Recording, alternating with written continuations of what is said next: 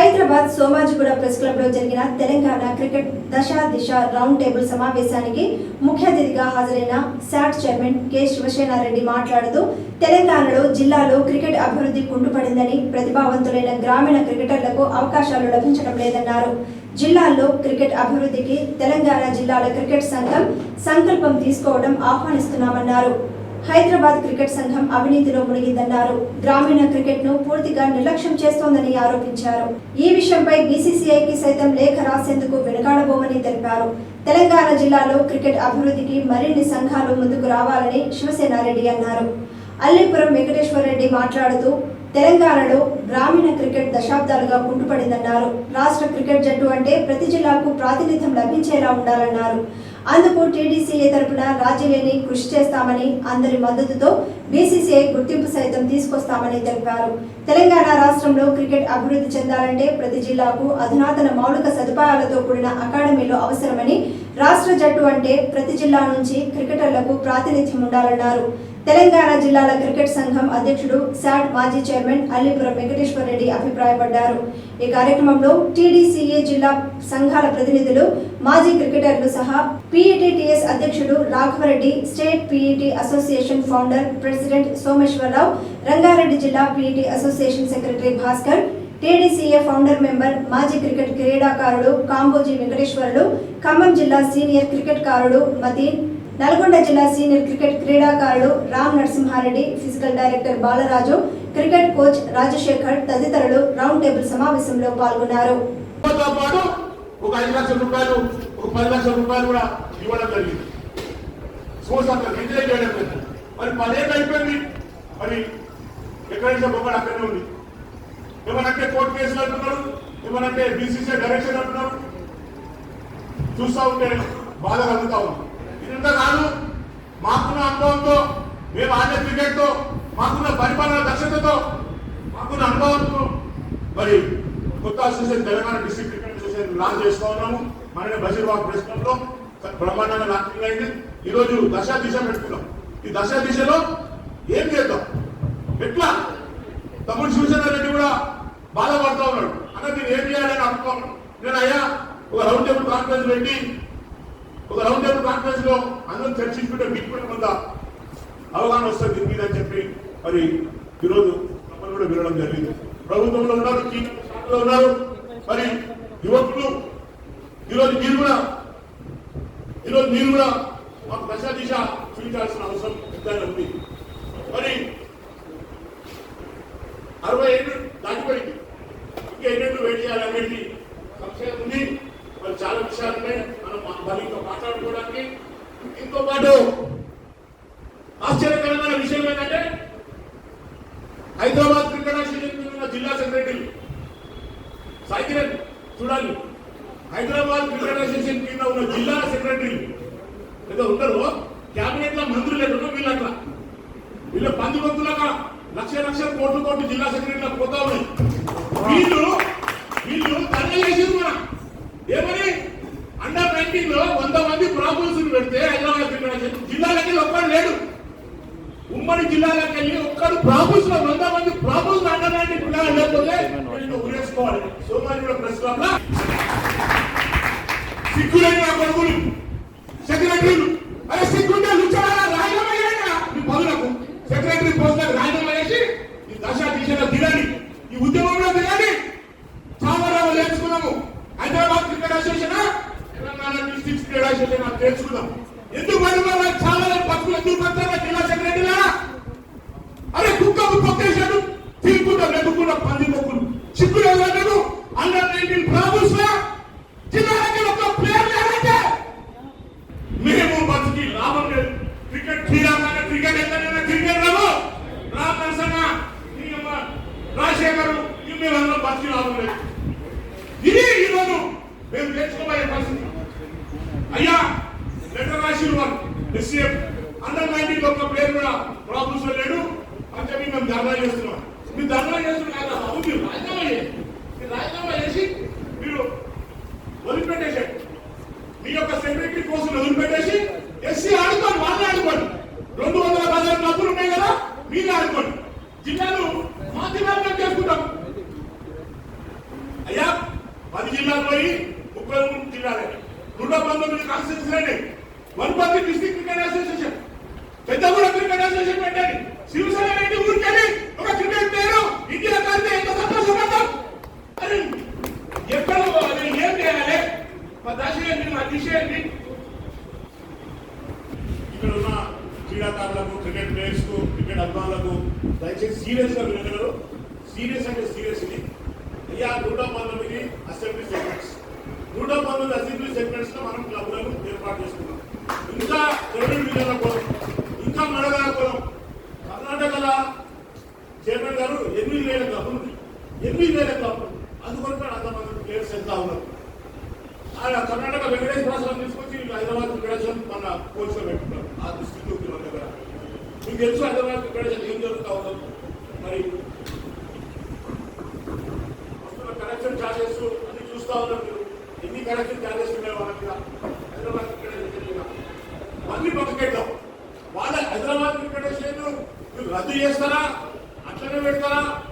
కానీ తెలంగాణ జిల్లా క్రికెట్ మాత్రం గుర్తింపు తీసుకురావడానికి సాయశక్తులా మీరు మాకు తోడ్పాటు ఈ ఊరు పెద్దగూడకి నా ఊరు అనుకూలకి వెళ్ళి కోటేరికి వెళ్ళి రాఘవన్న ఊరికి వెళ్ళి అన్ని గ్రామాలకు వెళ్ళి కూడా క్రికెట్ ప్లేయర్స్ వస్తారని చెప్పని మేము మా యొక్క లైఫ్ను డెడికేట్ చేస్తామని చెప్పని మరి తెలుపుకుంటూ ఈ యొక్క ప్రోగ్రామ్ తర్వాత పత్రికా విలేకరులకు కానీ అందరికీ కానీ మన అందరికీ లంచ్కు ఏర్పాటు చేయడం జరిగింది. సేపులో కొండెక్కాలి అంటున్నాం కానీ కొండ నుంచి టీచర్ వేస్తారు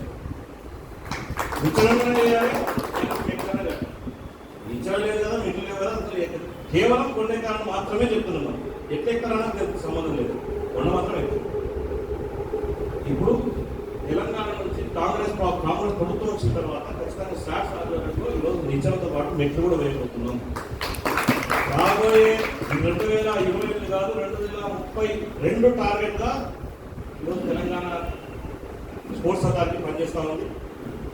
దానికి సంబంధించిన రిజల్ట్స్ 2028 ఒలింపిక్స్ అందరూ చూడబోతున్నారు. ఏంటంటే ఖచ్చితంగా ఒకటే చెప్పగలుగుతున్నా, మీరు అన్నట్టు గతంలో ఇప్పుడు కూడా మేము కూడా ఇప్పుడు అక్టోబర్లో సీఎం కప్ మొదలు పెట్టాలన్నది ఆలోచన చేస్తాం. కొన్ని అన్ని సంఘాలతో కూడా కూర్చొని మాట్లాడడం అన్ని అంటే గ్రామ స్థాయి నుంచి ఎప్పుడు గతంలో గ్రామ స్థాయి నుంచి పెట్టలేదు క్రికెట్ సీఎం కప్. గ్రామ స్థాయి నుంచి ఖోఖో కానీ కబడ్డీ కానీ రన్నింగ్ అథ్లెటిక్స్ కానీ అదేవిధంగా ఫుట్బాల్ అండ్ వాలీబాల్తో పాటు ఈసారి క్రికెట్ కూడా గ్రామ స్థాయికి గ్రామాలలో మనందరం చూసినాం. బాల్ బ్యాట్ ప్లాస్టిక్ బాల్ గల్లీ క్రికెట్ ఎట్లా ఆడడం మనందరికీ తెలిసిందే. ఆ స్థాయి నుంచి ఆడిన వాళ్ళు చాలా మంది మీరు ఆ స్థాయిలో రన్నింగ్ ఇప్పుడు దీప్తిని చూస్తుంటే వారి కుటుంబం చాలా పేదరికమైన కుటుంబం. ఆ స్థాయి నుంచి ఈరోజు ఒలింపిక్స్ పారా ఒలింపిక్స్ పోతాను అమ్మాయి కూడా గురించారు. అమ్మాయికి ఉన్న ఆలోచన పట్టుదల ఆ విధమైన ఏదైతే మన లోపల ఎవరైతే ఉందో వాళ్ళందరినీ కూడా కాపాడుకునే బాధ్యత ప్రభుత్వానికి శాస్త్రం కూడా మీ అందరికీ తెలుసు. గతంలో ఎప్పుడు పారా ఒలింపిక్స్ 2 లక్షల నుంచి మనకున్న జీవో ప్రకారం 2 లక్షల కంటే ఎక్కువ ఇవ్వడానికి లేదు. ఈ విషయాన్ని 2 లక్షలు ఇవ్వాలంటే ఇబ్బందికరంగా ఉంది. ముఖ్యమంత్రి గారి దృష్టికి వెళ్ళి సార్ ఇప్పుడు ఇమీడియట్ గా కేంద్ర ప్రభుత్వం వచ్చేసి 30 lakhs వాళ్ళు పారా ఒలింపిక్స్ ఏర్పాటు చేశారు. ఒలింపిక్స్ కు పారా ఒలింపిక్స్ కు చాలా రాష్ట్రాల్లో ఈక్వల్ గా ఏర్పాటు చేస్తున్నారు. మన రాష్ట్రంలో ఆ విధంగా లేదు. మనం వాళ్ళకి పెద్ద సహాయం చేయకపోతే పారా ఒలింపిక్స్ నుంచి ఒక అమ్మాయి కొట్టి ఒక పూర అంటే బాగా పేదరికంలో వచ్చిన అమ్మాయి అటువంటి వాళ్ళకి సాయం చేస్తే బాగుంటుంది. అంటే ముఖ్యమంత్రి గారు రెండో ఆలోచన కూడా చేయకుండా ఏం చేద్దాం చెప్పండి అంటే ఒక 50 లక్షల నుంచి 1 కోటి రూపాయలు ఇస్తే బాగుంటుంటే ఓకే కానివ్వండి. ఆ అమ్మాయికి ఇల్లు కావాలని అమ్మాయి రిక్వైర్ చేసింది. మాకు ఉండడానికి వీళ్ళు చాలా చిన్న గుడిసెలో ఉంటుంది అమ్మాయి వాళ్ళ తల్లిదండ్రులు. ఆ అమ్మాయి ఇల్లుతో పాటు ఖచ్చితంగా నాకు గ్రూప్ జాబ్ ఇస్తే నేను సెట్ అవుతాను సార్ ఫ్యూచర్లో. ఖచ్చితంగా అమ్మాయి గ్రూప్ జాబ్తో పాటు 500 గజాల ఇల్లు మేము ఇచ్చాం. దాంతో పాటు వరంగల్ అసోసియేషన్ వరంగల్లో ఉండేటువంటి కాకతీయ అర్బన్ డెవలప్మెంట్ వాళ్ళు కూడా 500 గజాలకు వాళ్ళు కూడా ఇచ్చారు. అంటే 2 కలిపి 1000 గజాలు ఎక్కడైనా ఒక్కడే దగ్గరే అమ్మాయి కమర్షియల్ గా వరంగల్లో హెడ్ క్వార్టర్లోనే కమర్షియల్ కలెక్టర్ గారు చెప్పడం జరిగింది. ఆ విధంగా అంటే వీళ్ళందరికీ ఇవ్వడానికి ఏంటి అంటే రాబోయే రోజుల్లో నాకు ఏమొస్తుందిలే ఎవరికి వస్తుంది అనే ఆలోచన ఉంది. ఖచ్చితంగా నేను కూడా కష్టపడితే నాకు కూడా అవకాశం ఉంది అనే ఆలోచన తీసుకురావడానికి ఆ రూట్ వేయడానికి ఈ కార్యక్రమం. కాబట్టి మీ అందరికీ ఒకటే చెప్పదలుచుకున్నాం. ఇప్పుడు మీరు ఇందాక ఎస్సీఐకి సంబంధించిన విషయాలు కూడా మా దృష్టికి కూడా వచ్చినాయి.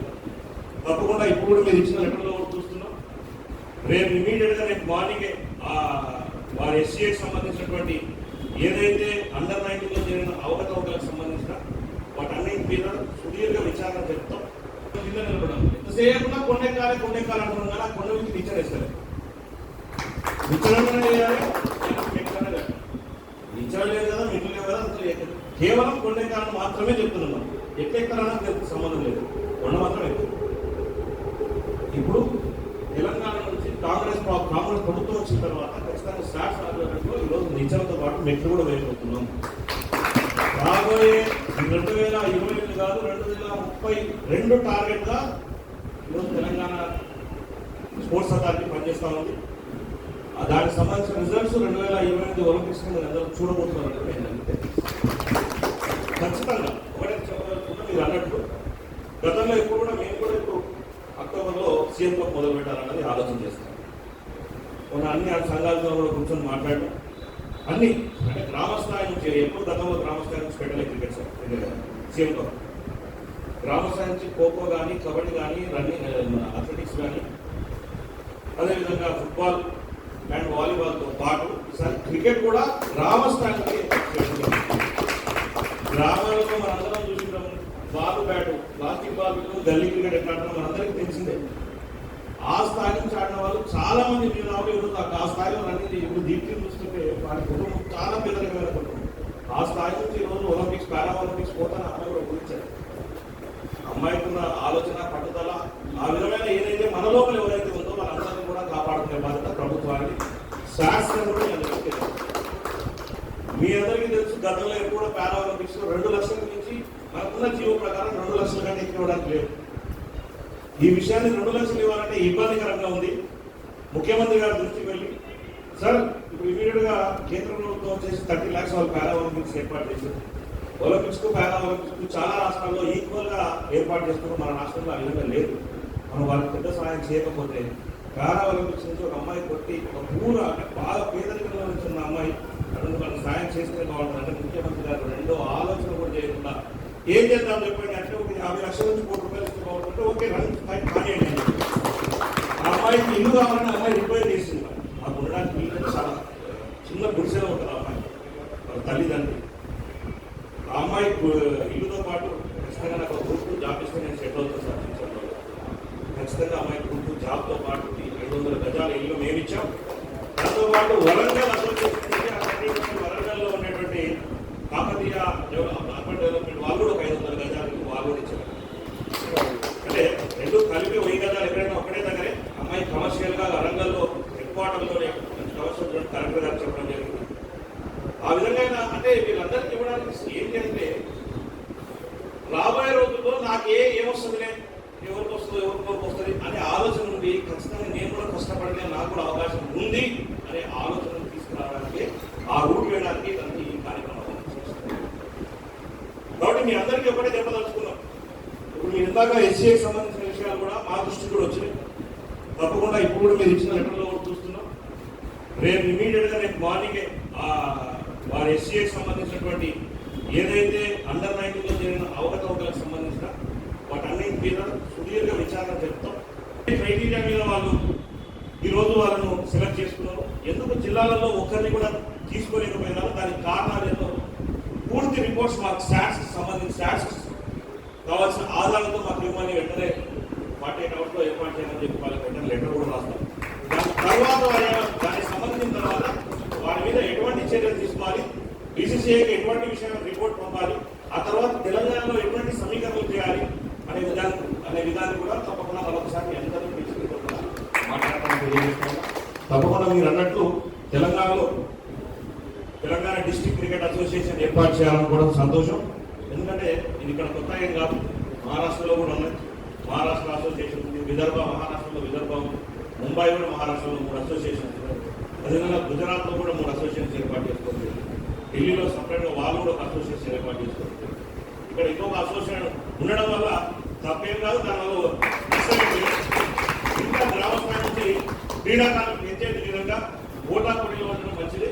ఈ విషయాన్ని తప్పకుండా ముఖ్యమంత్రి గారి దృష్టికి తీసుకెళ్తాం. ముఖ్యమంత్రి గారితో అన్ని విషయాలను కూడా చర్చిస్తాం.